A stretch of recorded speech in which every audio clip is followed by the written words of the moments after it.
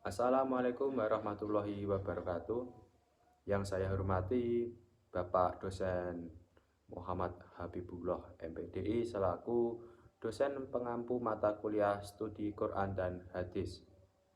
Sebelumnya perkenalkan, nama saya Muhammad Khairul Handi Mubarak dengan NIM 18 60 40 52 533 18 dari Prodi Manajemen Bisnis Syariah kelas 1H. Dalam video kali ini saya akan memaparkan isi dari artikel ilmiah saya yang berjudulkan Eksistensi bentuk-bentuk hadis dan urgensinya dalam penetapan huja'ah syariat. Hadis merupakan sumber hukum Islam kedua setelah Al-Quran yang berfungsi menjelaskan dan merinci ajaran Islam yang bersifat umum.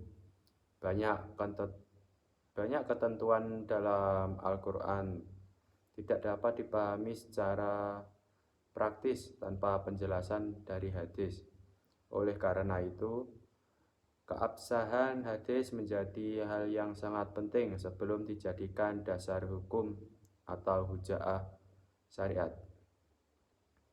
Para ulama hadis menyadari bahwa tidak semua hadis memiliki tingkat keotentikan yang sama.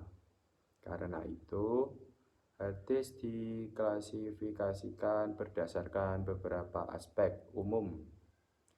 Yang utama agar dapat diketahui kedudukannya dalam penetapan hukum Islam. Klasifikasi ini meliputi jumlah perawi, kualitas sanad, dan penyampaian Nabi Muhammad SAW. Berdasarkan jumlah perawi, hadis dibagi menjadi hadis mutawatir dan hadis ahad.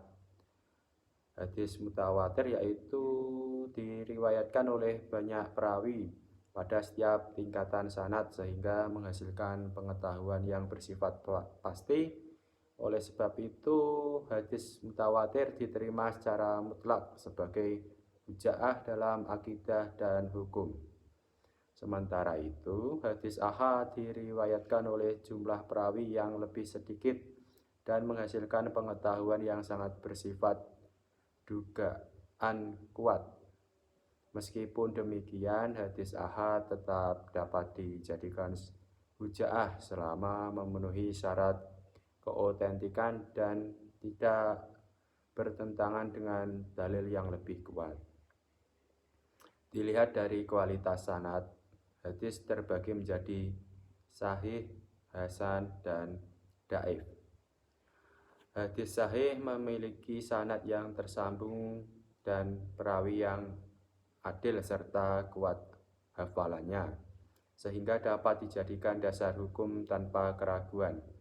Hadis hasan berada satu tingkat di bawah sahih, tetapi tetap dapat digunakan sebagai huja'ah. Adapun hadis dhaif yaitu hadis yang tidak dapat dijadikan dasar hukum meskipun dalam kondisi tertentu masih digunakan untuk keutamaan amal dengan syariat tertentu. Selain itu, hadis juga diklasifikasikan berdasarkan cara penyampaian Nabi. Hadis kaufi berupa ucapan Nabi yang biasanya memiliki penjelasan hukum secara langsung.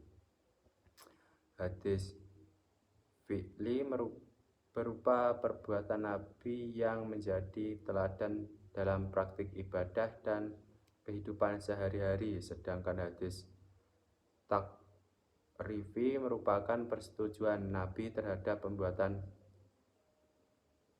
sahabat yang menunjukkan bahwa perbuatan tersebut dibenarkan oleh syariat.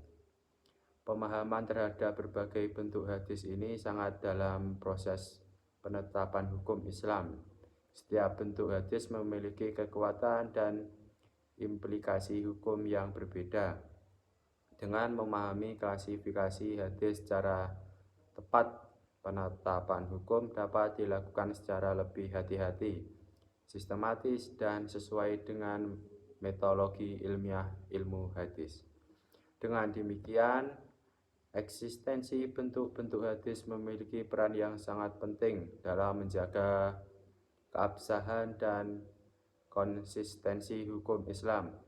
Klasifikasi hadis membantu memastikan bahwa setiap hukum yang ditetapkan benar-benar bersumber dari dalil yang sahih dan dapat dipertanggungjawabkan. Baik, itu dari pemaparan artikel ilmiah yang saya buat, dan mohon maaf jika ada yang kurang dari artikel saya sampaikan. Terima kasih. Atas kurang lebihnya mohon maaf. Wassalamualaikum warahmatullahi wabarakatuh.